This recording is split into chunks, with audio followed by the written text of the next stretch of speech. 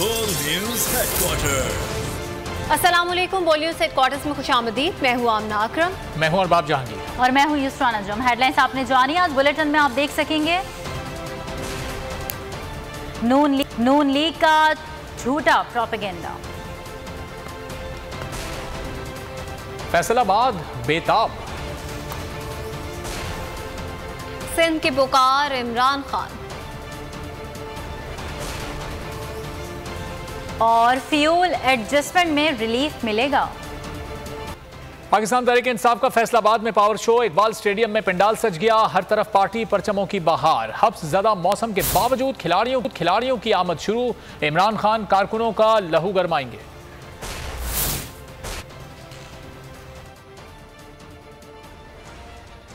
पाकिस्तान तहरीक इंसाफ का फैसलाबाद में power show. Iqbal stadium में पिंडाल सज गया। पार्टी परचमों की बहार। भावलपुर में भरपूर पावर शो के बाद सुनामी कुछ देर बाद फैसलाबाद को अपनी लपेट में लेगा। इकबाल स्टेडियम में 36 फीट ऊंचा और 80 फीट चौड़ा स्टेज तैयार कर लिया गया। हब्स ज़दा माहौल के बावजूद खिलाड़ियों की आमद जारी। कारकुनों की हुकूमत के खिलाफ नारेबाजी। फैसलाबादी अपने कायद की एक झलक देखने के लिए बेताब। इमरान खान कारकुनों का लहू गरमाएंगे। पीटीआई के टाइगर्स ने फैसलाबाद में मैदान सजा लिया है। पंडाल भर चुका है। खिलाड़ियों का जोश भी उरूज पर है।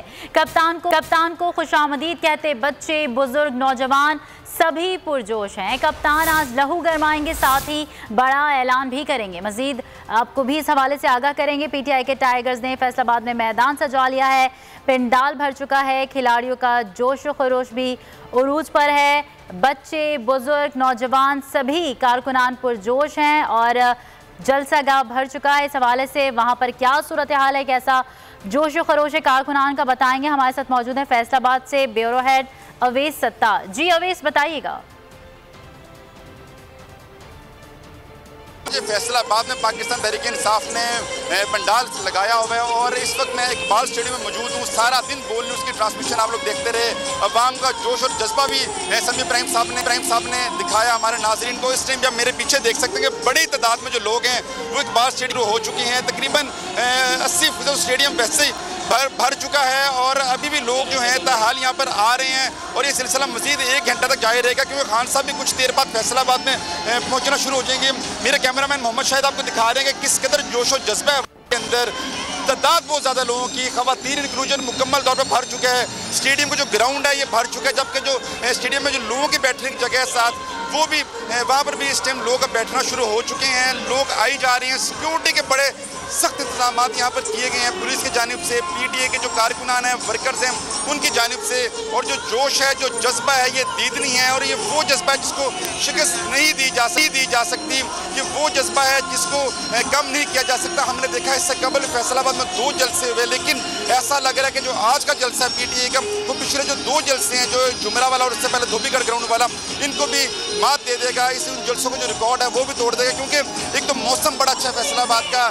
ठंडी हवा भी चल रही है। शाम का टाइम है। लोग अपने काम काज से फारिग होकर यहाँ पर आ गए हैं लोग यहाँ पर, और लोग अपने झंडे भी पीटीए के साथ लेकर आए हैं। इसके अलावा पाकिस्तान के झंडे भी लोगों के पास हैं और जो तादाद है वो तकरीबन 50,000 का जो कैपेसिटी है वो ग्राउंड के अंदर है लोगों के बैठने की, जबकि ग्राउंड से बाहर भी तकरीबन 40 से 45,000 लोग बासानी खड़े होकर जो खिताब खान साहब का देख सकती हैं। पीटीआई ने यहाँ पर बड़ी बड़ी स्क्रीन भी नस्ब कर दी हैं ताकि लोग जहाँ जगह मिलती है वहाँ पर खड़े हो जाएँ। और इसके अलावा जो सिक्योरिटी इंतजाम है वो भी बड़े सख्त है। तकरीबन 2,500 से 3,000 के करीब जो सिक्योरिटी एहलकार है पुलिस के, वो फराइसा निजाम दे रहे हैं। 2 SP यहाँ पर सिक्योरिटी के फराइसा निजाम दे रहे हैं। पाकिस्तान तहरीक इंसाफ के जो लीडर्स हैं वो भी वक्त यहाँ पर आ रहे हैं, जायज़ा ले रहे हैं कि खान साहब के यहाँ पर आमद से कबल तमाम जो इंतजाम हैं यहाँ पर मुकम्मल कर लिए जाए और किसी किस्म का जो इशू है, जो अरेंजमेंट की कमी है, वो यहाँ पर ना रहे। लीडर्स जो हैं पीटीआई के वो वहाँ पर आके जायजा ले रहे हैं। कौन कौन से लीडर्स हैं जलसागाह पहुँच चुके हैं?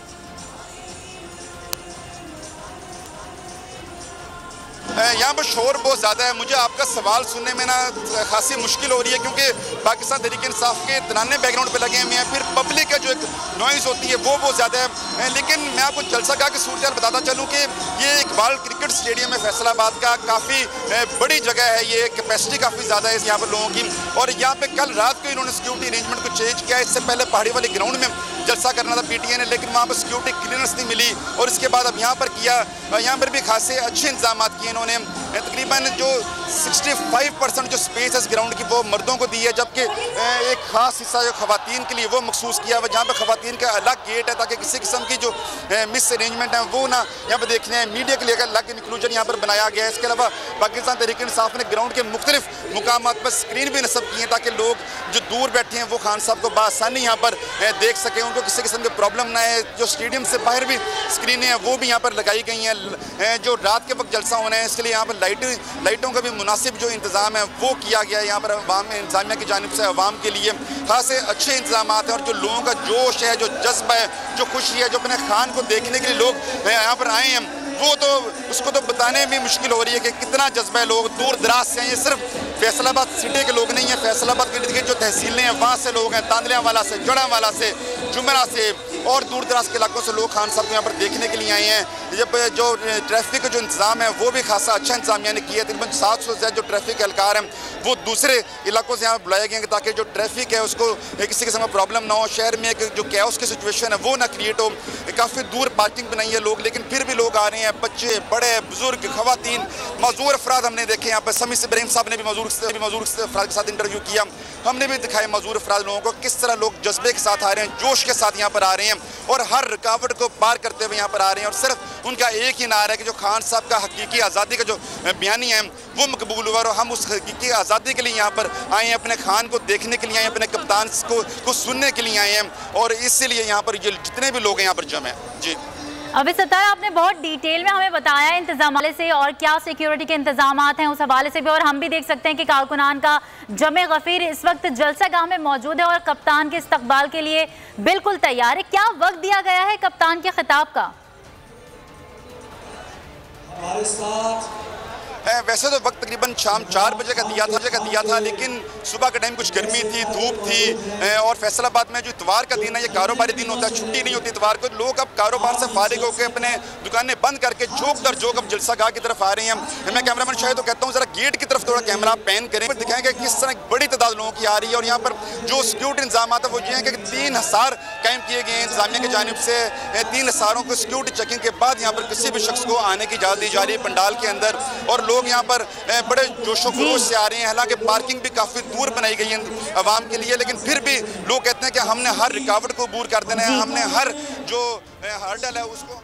ठीक है, बहुत शुक्रिया अवैस सत्तार, हमें डिटेल से आगाह कर रहे थे। और पाक भारत मैच से कबल दोनों टीमों के खिलाड़ी अनफिट, शाहीन आफरीदी के बाद शाहनवाज डहानी भी इंजर्ड हो गए। भारत के जडेजा और अवैस खान भी मैच नहीं खेलेंगे।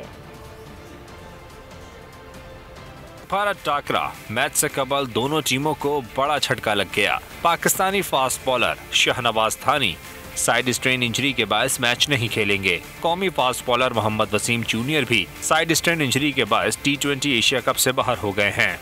इससे कबल शाहीन अफरीदी को घुटने की इंजरी के बायस टीम में शामिल नहीं किया गया। पाकिस्तान के खिलाफ मैच से कबल अहम भारतीय बॉलर बीमार हो गया। अवेश खान शदीद नज़ले के बायस मैच खेलने से कासिर हैं। भारत के जडेजा भी इंजर्ड होकर इवेंट से बाहर हो गए। इनकी जगह अक्षर पटेल को शामिल कर लिया गया। फास्ट बॉलर हारिस रऊफ ने भारत के खिलाफ शिकस्त का बदला लेने की ठान ली। बोले जो पिछले मैच में गलतियां की गई वो अब नहीं करेंगे, बेहतरीन कारकर्दगी दिखाएंगे, भारत की कमजोरियों से फायदा उठाएंगे। एक बार फिर नंबर 1। सब्सक्राइब करें और बेल दबाएं ताकि कोई खबर रह न जाए।